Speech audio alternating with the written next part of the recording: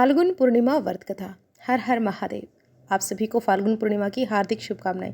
हर साल बुराई पर अच्छाई की जीत की याद के रूप में फाल्गुन पूर्णिमा तिथि पर होलिका दहन किया जाता है एवं होली का यह पावन पर्व मनाया जाता है।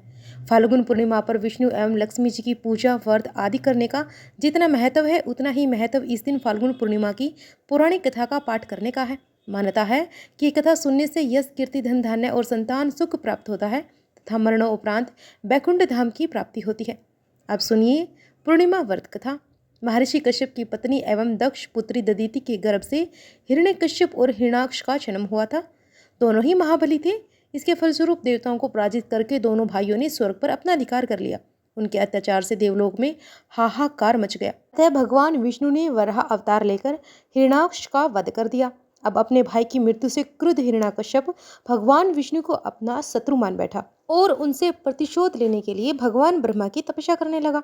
उधर हिरण्याकश्यप की अनुपस्थिति में देवताओं ने दैत्यों पर आक्रमण कर दिया और स्वर्ग पर पुनः अपना अधिकार प्राप्त कर लिया।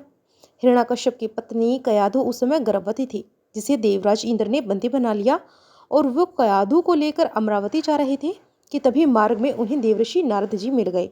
अब नारद जी इंद्र के साथ कयाधु को देखकर बोले कि हे देवराज, आप इसे लेकर कहाँ जा रहे हैं। अब ये सुनकर इंद्र ने कहा कि हे देवऋषि, कयाधु गर्भवती है और इसके गर्भ में हिरण्यकश्यप जैसे दुष्ट आत्मा का अंश है, जिसका वध करके मैं इसे छोड़ दूंगा। इस पर देवऋषि नारद बोले कि इसके गर्भ में तो श्री नारायण का परम भक्त है, अतः इसे छोड़ दो इंद्र। अब नारद मुनि की ये बात सुनकर देवराज ने कयाधु को छोड़ दिया। अब देवराज नारद हिरण्यकश्यप की पत्नी को अपने आश्रम में ले आए और बोले कि बेटी, जब तक हिरण्यकश्यप की तपस्या पूरी नहीं हो जाती तुम निर्चिंत होकर यहीं रहो। तब से कयाधु देवऋषि नारद जी के आश्रम में रहने लगी और उनकी दिव्य प्रवचनों का रसपान भी करती रही, जिसका गर्भ में पल रहे शिशु पर भी बहुत गहरा प्रभाव हुआ। जब समय आया तो कयाधु ने एक पुत्र को जन्म दिया, जिसका नाम रखा गया प्रहलाद। इधर हिरण्यकश्यप की तपस्या जब पूरी हो गई तो ब्रह्मा जी ने प्रसन्न होकर उसे मनोवांछित वरदान दिया, जिसके पश्चात वो अपने राज्य वापस लौट आया। अब कयाधु भी प्रहलाद को लेकर अपने पति के पास चली आई। प्रहलाद जब थोड़े बड़े हुए तो एक श्रेष्ठ गुरु के मार्गदर्शन में उनकी शिक्षा का प्रबंध किया गया। एक दिन जब हिरण्यकश्यप अपने समस्त मंत्रियों के साथ बैठे हुए थे कि तभी प्रहलाद अपने गुरु के साथ वहां आए और पिता को कृतज्ञता पूर्वक प्रणाम किया। अब ये देखकर हिरण्यकश्यप अति प्रसन्न हुआ और बोला कि हे वत्स प्रहलाद, तुमने अब तक की शिक्षा के दौरान कौन सी सबसे अच्छी बात सीखी है, मुझे बताओ। अब ये सुनकर प्रहलाद ने कहा कि पिताश्री, मैंने अब तक जो सबसे अच्छी बात सीखी है वो ये है कि जो आदि, मध्य और अंत से रहित अजन्मा है, इस जगत के पालनहार है, दीन दुखियों के स्वामी है, उन श्री हरि को मैं बारंबार प्रणाम करता हूँ। अब ये बात सुनकर हिरण्यकश्यप को क्रोध से लाल हो उठा। उसने प्रहलाद के गुरु पर चीखते हुए कहा कि अरे मूर्ख ब्राह्मण, तूने मेरे इस बालक को मेरे परम शत्रु का गुणगान करने की शिक्षा क्यों दी है।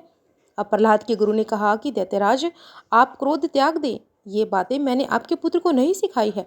ये सुनकर हिरण्यकश्यप आश्चर्यचकित हो गया और बोला कि पुत्र बताओ, तुम्हें ये उपदेश, ये शिक्षा किसने दी है। प्रहलाद बोले कि हृदय में स्थित भगवान विष्णु ही तो संपूर्ण संसार के उपदेशक हैं, उनके अतिरिक्त कोई किसी को कुछ नहीं सिखा सकता। अब यह सुनकर हिरण्यकश्यप क्रोध से पागल हो उठा और बोला कि अरे मूर्ख, मेरे सामने ये विष्णु कौन है। तू क्यों बार बार इस दुष्ट का नाम ले रहा है, क्या तू इसका परिणाम जानता नहीं।